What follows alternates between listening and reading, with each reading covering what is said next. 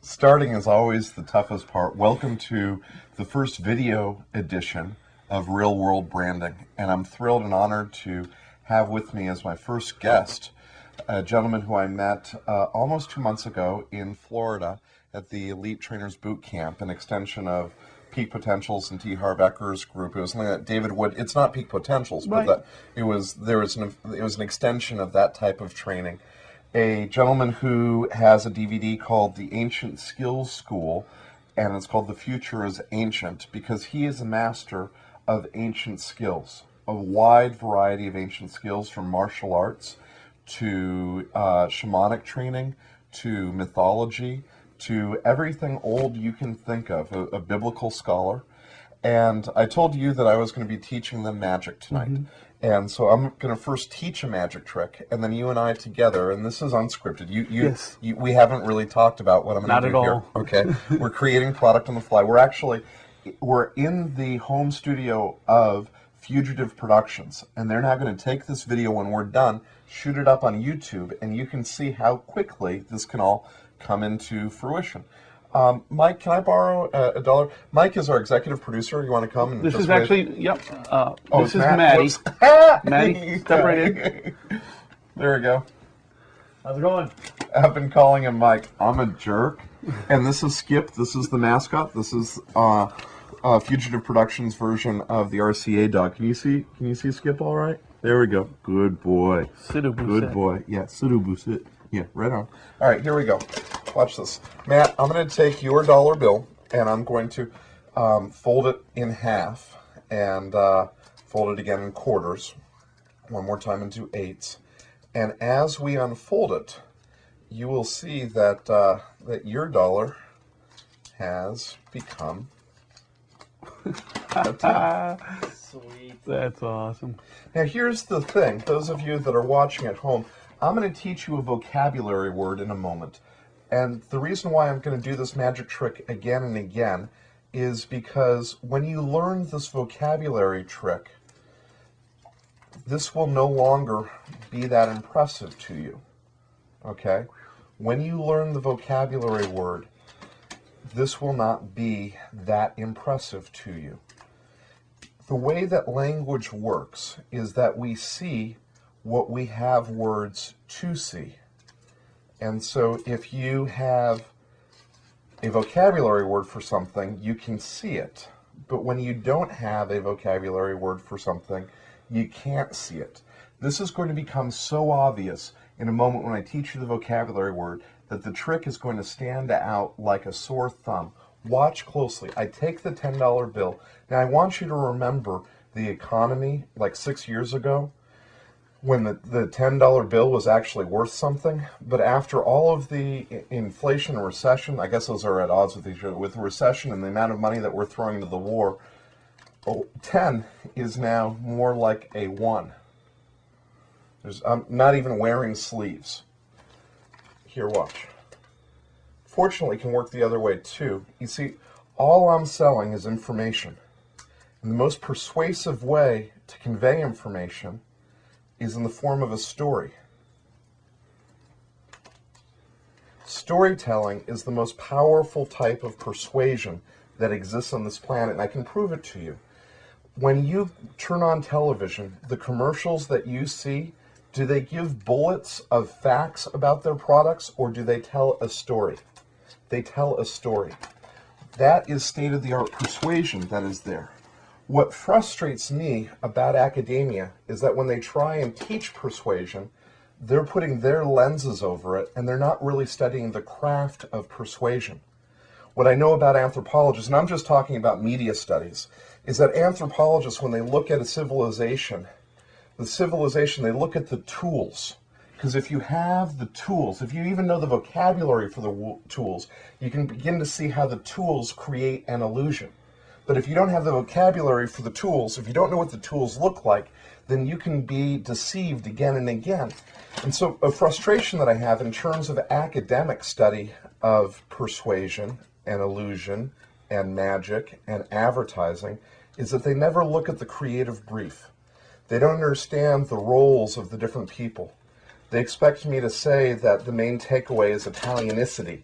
instead of that a pasta sauce is authentic Little Italy, Italian. You see, when you have a vocabulary word, when you have the vocabulary of a industry, of a technology, you see things that you couldn't otherwise see. Watch closely. The movement that I'm doing is actually Danny Scott's handling. He was a student of Norm Nielsen, one of the greatest magicians of all times. For the vocabulary word I'm going to teach you, because, Matt, I'm not giving you this $10 bill. The vocabulary word I'm going to teach you is worth far more than the $10 bill. The vocabulary word I'm going to teach you is thumb tip.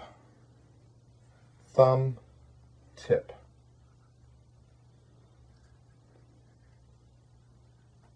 This is a thumb tip. This is a folded up dollar bill. What I'm doing is, as I'm folding this, I'm simply trading out one for the other using the thumb tip, so that when it's here, the thumb tip is here. But when you watch this, many of you have just stopped and went back to the beginning. You'd be able to see how it now would be tough to not, when you forward this to friends, please don't tip them off. Just say, hey, you're going to have fun with this. As we move forward into the interview that I'm now going to do with Joe Longshore, we're going to learn some new vocabulary words as we go along. And I'm sorry to impose this upon you, but the vocabulary words can be important, because when you have the proper vocabulary, you see the thumb tips, you see the artifacts, you see the tools, you can imagine how it works. I'm going to actually show this to you guys so you can see it from the back of how it works in terms of, you got this? Mm-hmm. We're going to, I fold it once, I fold it twice, I pull this out to here, I fold it over, now I grab it inside here, and as I, see, movement hides movement in magic. That's part of the magic, it's part of the psychology of magic, is movement hides movement. That's how that works. Nice. Joe, you and I have been talking about the value of language and the stories that we tell each other, tell ourselves. Mm-hmm. Because part of what you were explaining to me last night on the audio interview, that if you go to myspace.com/Howard Campbell, you can find the audio that Joe and I did last night. We used a free service, which you can find there on the site. But we talked about how the story we tell ourselves is the story that we live into. Right. And the story that we tell ourselves is the framing that we become. It can either impose shame or be liberating. Right. It can be something that we live into or things along those lines. And as we were talking last night, there was a word that you introduced me to that was a shamanic word. And I'm going blank right now on the exact context of the conversation. I wonder if if we were talking about Shakti. Was that what we were talking about? Okay. Shakti is a term, excuse me, it's actually a Sanskrit or a term in Hindi that is the feminine principle, the creative principle, the energy of all creation. Anything on the other side, for lack of a better term, I'm using dualistic terminology because we're comfortable with that. Anything on the other side of creation, on the uncreated, would be considered the male principle. That's the Brahman principle. But Shakti is the creative, expressive, enlivening consciousness that is all things on this side of the absolute. So everything that we know, think, feel is Shakti. It is, and at its deepest level, it's said this Shakti is said to be consciousness, pure consciousness. The term Shaktipat is the transmission of that consciousness. From Guru. Guru means a dispeller of darkness, literally. So anything can be a upaguru. You're going way I'm fast going too fast. with Yeah. the vocabulary word. Gotcha. Yeah, Okay. it's good. And we're going to, as we go, we're going to play and come back, because last night, in terms of storytelling and the stories we tell ourselves, that's all language that we can immediately access. And I asked Joe a trick question here, because I asked him to explain vocabulary words. And the neat thing that you're going to find is that many times one vocabulary word, you get a definition, and there might be a couple words in there that you don't get yet. And these are worth Googling. So if you want to hear more, one of the best ways would be to post a question on Joe's MySpace account. Right. And your MySpace account is myspace.com/. Yep, it's Joseph_eternal moment. Underscore. Underscore, yes. Joseph underscore the eternal moment. Yep, just eternal moment. Oh, eternal moment. Right. Joseph underscore eternal moment. Yep. Now, you were explaining to me last night, and this was neat, your qualms with the word now. Because eternal moment and now are two different things. Right. And you were suggesting that, like, now seemed almost static, where eternal moment is not static. It embraces the fluidity of the universe. Right. And I'm going to back up one step and talk about vocabulary. This may be a structure of thought that allows us to enter into this conversation and hopefully allows the listener to enter into it more comfortably. Just for the sake of this conversation, let's say that thought itself is the organizing principle of consciousness. It's an organizing principle in consciousness. Words are the vehicle of those thoughts, the vibratory vehicle of those thoughts. Wow. As consciousness becomes filtered through thought, by definition, it becomes of time. It also becomes constricted. Thoughts are more constricting than the unbounded, infinite consciousness. Maybe. Let's try it on. Let's try it on. Yeah, exactly. In fact, we're going to pause that for a second. We're going to let you try that on, and I'm going to, if you want, I'm going to teach you guys a magic trick. I love it. Because here's talking about how things change and how things are over time. But you might not know this, but rubber bands aren't the same as they used to be. Rubber bands used to be so strong, you could break them. And by simply rubbing them back together, you would see that they'd be completely restored. You were watching from behind. Cool. Did you see anything? Nope. There's no thumb tip. Nope, right? That was sweet. So here's the thing. I'm talking to you like this, and then I come up here. Whoops, I actually broke it just then. That doesn't work. Good thing we've got backup props. Matt, thank you for bringing the all of these. Not a problem. And it's beautiful because you see that they are just rubber bands. They are just rubber bands. Exactly. So when I'm talking to you, I'm holding your attention. Right. And I'm doing something down here, which I'll explain in a second. The visual is really cool. What's important when you try this at home is that you get that sound. I'll do it here. So you get that sound. And then you tell a story, and the story actually is nothing.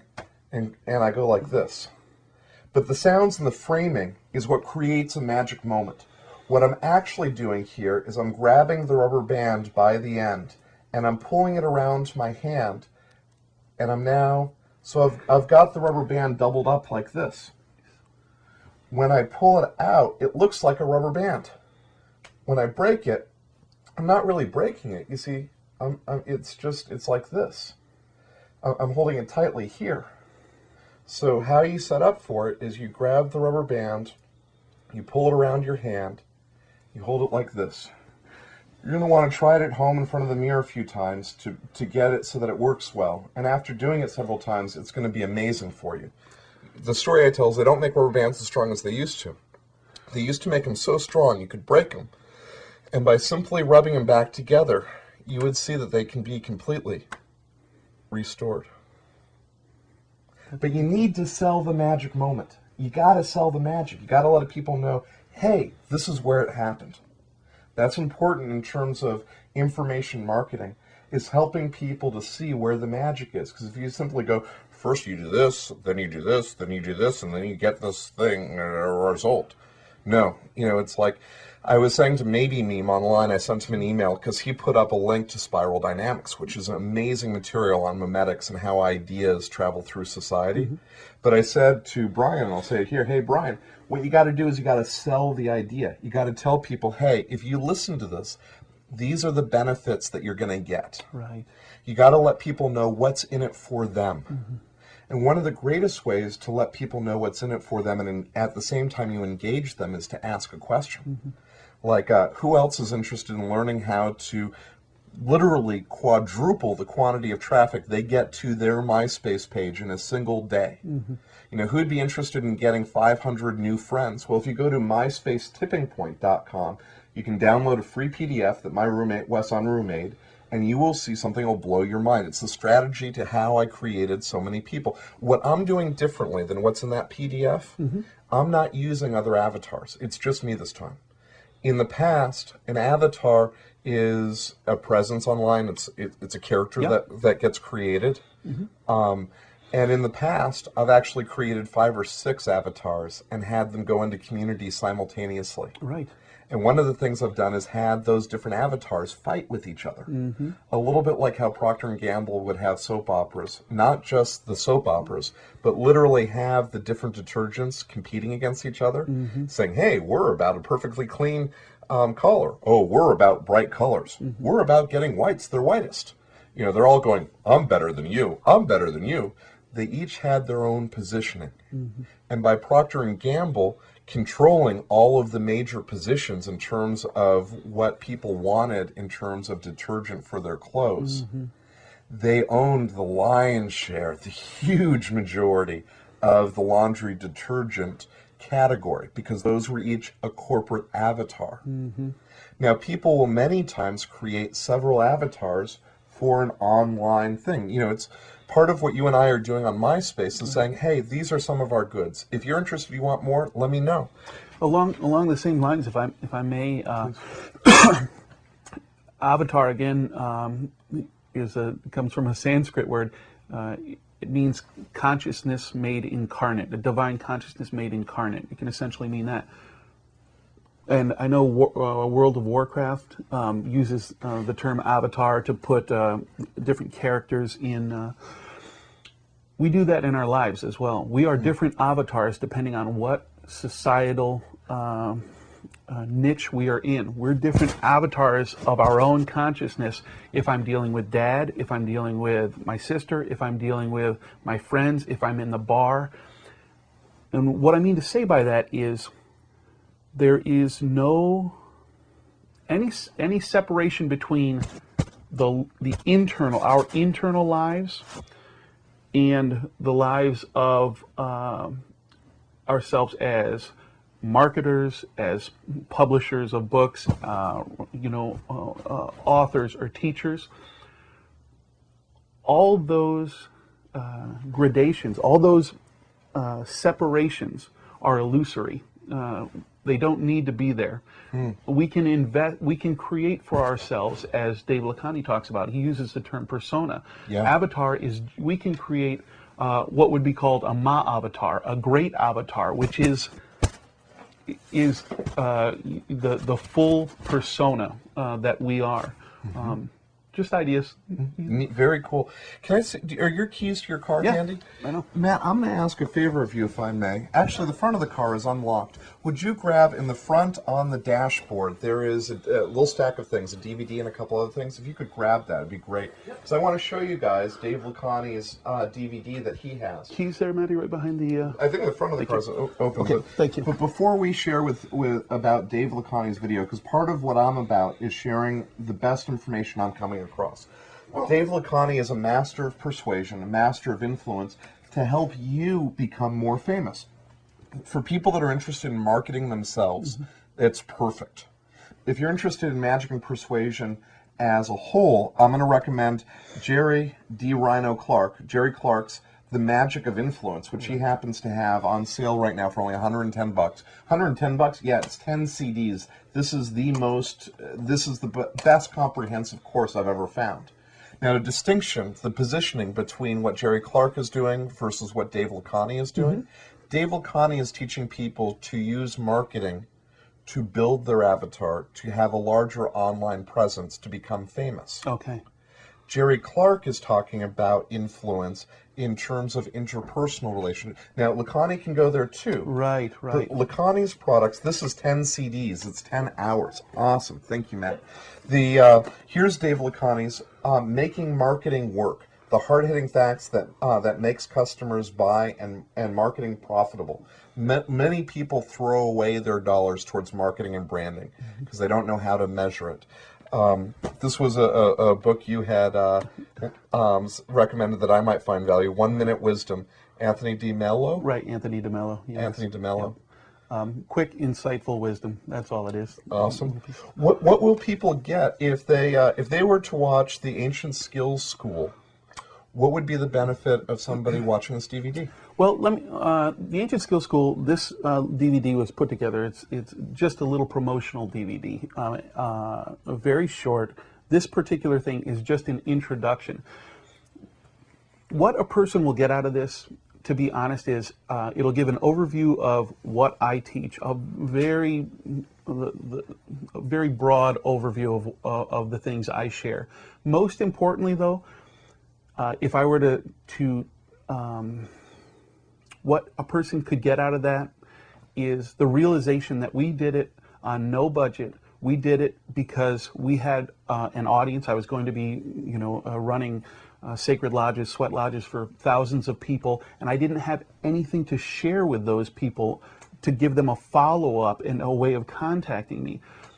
So maybe even more importantly, a next step. A next step, right. Like for somebody who gets turned on and goes, wow, I'm getting value from this technology. This DVD became for you a way for them to have their next step down that path. And what I consider important is rather than worry about or concern ourselves with about making it perfect, about investing huge amounts of money in it, we just did it. We just went out and did it. We acted in the eternal moment.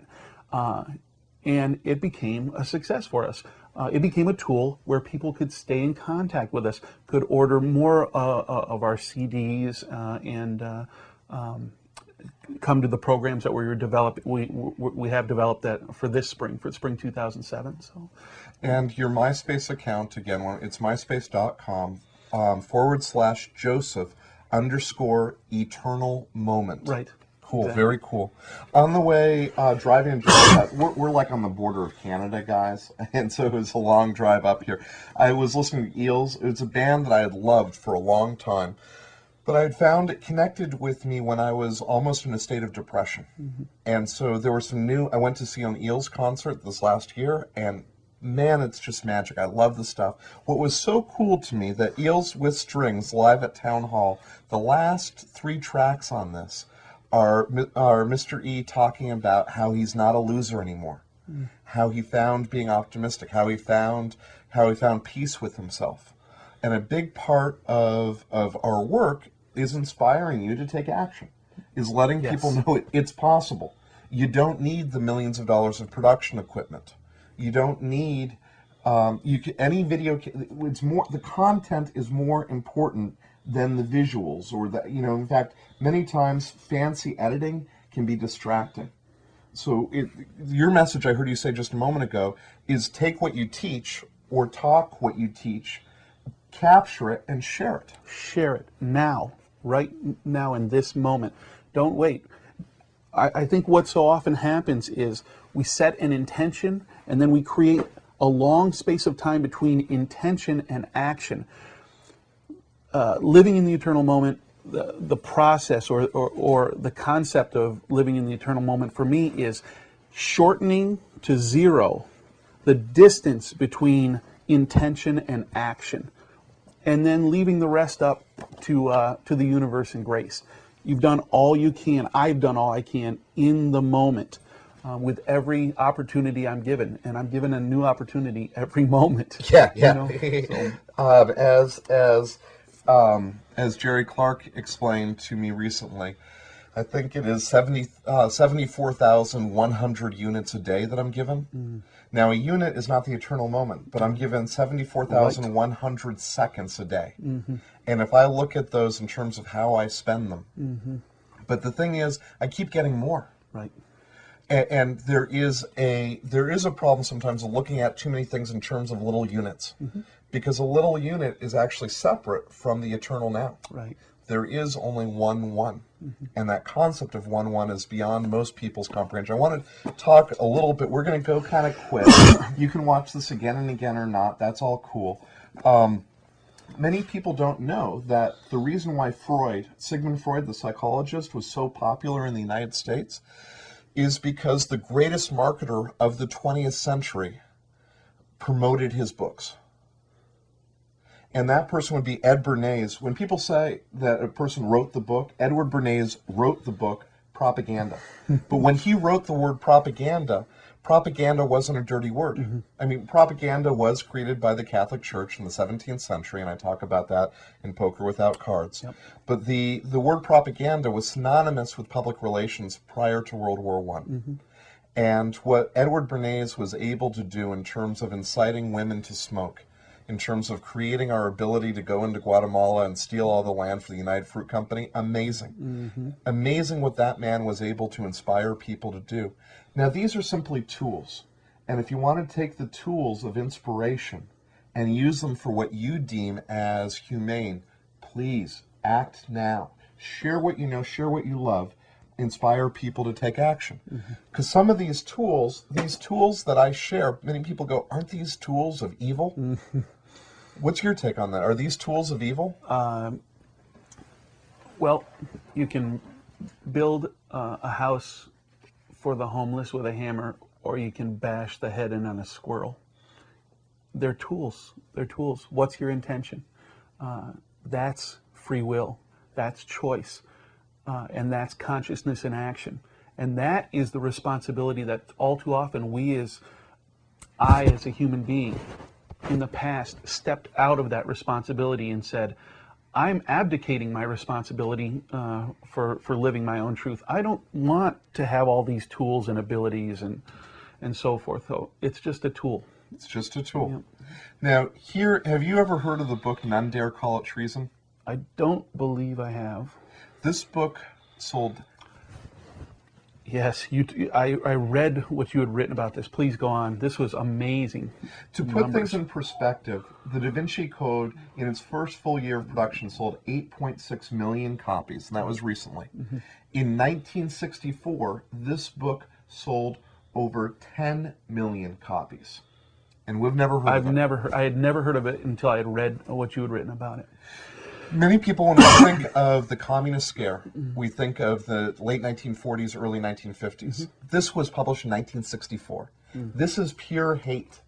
This is pure scaredom. This is just meant to terrorize people. But the technology that they use to sell 10 million copies is extraordinary and noteworthy.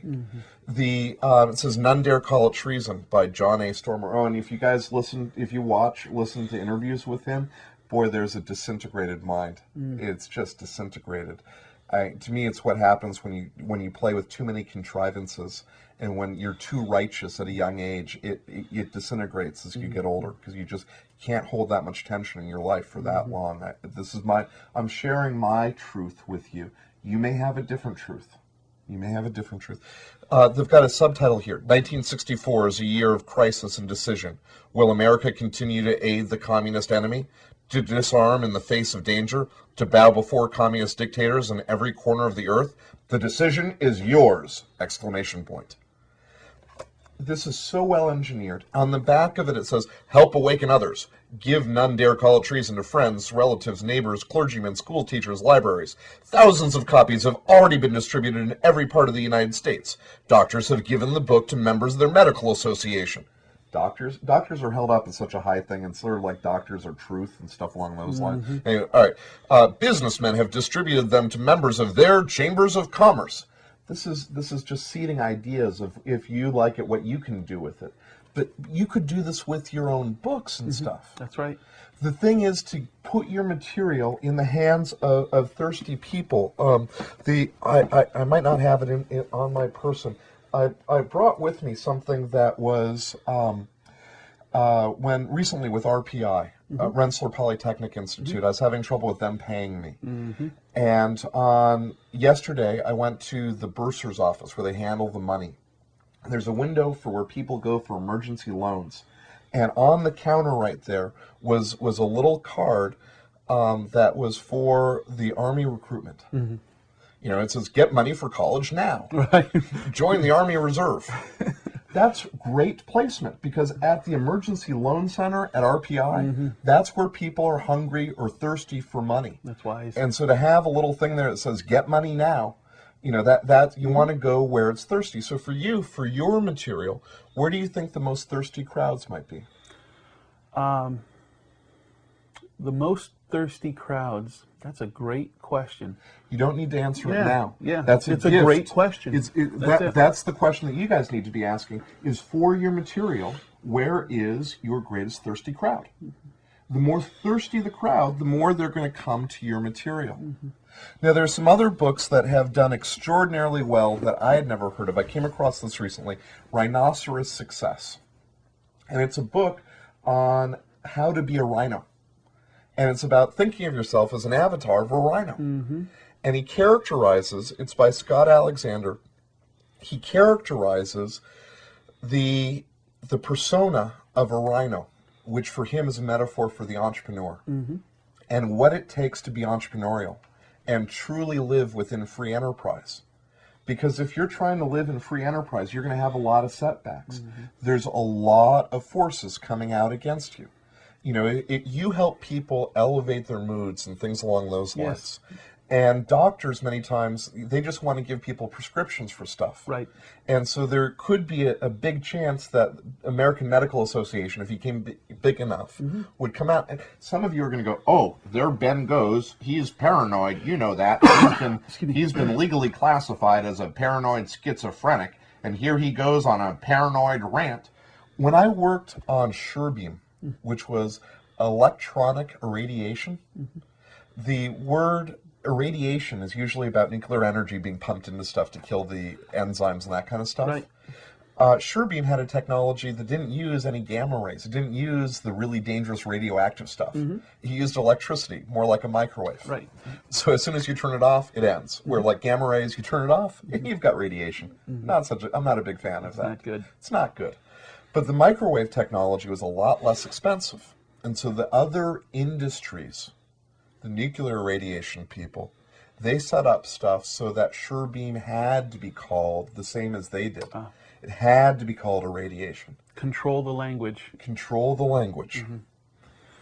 Philip K. Dick has that quote, which I'm not coming to mind, but if you check on myspace.com/Howard Campbell, you'll find it there. But the other thing that happened is as we went into launch, and at a time when the timing was exquisite, right before a company goes into initial public offering, you're not allowed to do certain types of marketing stuff. And so between the time when we're forced to go quiet, and I was working at J. Walter Thompson at the time, and going to go into the initial public offering, all of a sudden, there were like 3 different consumer groups that sprung up against the dangers of irradiation, saving American families, and it was the 3 of them appearing out of nowhere, like mushrooms that just sprung up. And suddenly there was all this energy coming against us when we were legally required to be quiet. Too much of a coincidence here. You know who actually was behind all 3 of those? The Butchers Association. Ah, okay. Because it was going to centralize meat packing. It was going to centralize meat processing, and that meant jobs to the butchers. And so the Butchers Association, which is a very loud, and I am, by the way, I'm generally pro-union. So, I mean, hear me out here, but it was the Butchers Association that had a media plan set up so that right when we were legally required to go quiet, that they sprung up. Now, I'm also not saying that SureBeam is a beautiful, perfect technology or things along those lines. The company that makes it is a huge defense profiteer. You know, it's like we say in our country that we're against war profiteers. It's just funny. Right. It's just funny. So we want to leave our listeners here with an optimistic message, because this is part of the big Christmas show. Yeah. And so for those of you that, and thank you for helping us, and we're hoping, wait, we got to borrow the technology. Will you help us awaken others Will you send this video to your friends, to your relatives, to your neighbors, to your clergymen, to your school teachers, and to your libraries? Will you let them know? You know, thousands of copies of this video have already been distributed in every part of the United States and abroad. People have given this video, people have forwarded this video to members of their medical association. Doctors have sent it to their own group. Doctors. Businessmen have distributed this to forward it to members of their chambers of commerce. Individuals, you're an individual. Individuals have sent it to employees. I didn't know individuals had employees. Individuals sent it to their employees and in their companies and members of their churches, political and service organizations. So we want you to do your part in this vital educational job and to order copies of this YouTube video right now. And how you order it is you simply click the button to forward to your friend. And you can order. Here's the thing. We only have 2,000 copies of this YouTube video left. So you should do it right now, because if you don't, it might not get to the friends that need it. I'm sure by the time that this is actually up, we're going to be down to like 1,700, 1,600. Time is running out, and you're going to want to hit click, and there aren't going to be any more of this left. It's going to be gone. That's right. You're going to have missed the opportunity to awaken your friends, and don't you owe it to them? Mm-hmm. Don't they owe it to them? Yeah, don't you owe it to your family, to your dog, to your cat? But you owe it to me. I feel like I have something coming to me. So act now. No, don't act now. Act in the eternal moment. Plug. Joseph _ eternal moment. Exactly. Joseph _ eternal moment. And if we can leave you with just one question. What if our world is their heaven? What if our world is their heaven? That's a neat question. It was just a question he asked. Beautiful. It's amazing what a question can do for you. And that's right. If you ask yourself the question, you don't need to answer it right at that moment because your subconscious will work on it. But the question is, where is your most thirsty crowd? Joseph, thank you so much for joining in the inaugural issue of the video of Real World Branding. Many more wonderful things to come. God bless. Thank you. God bless.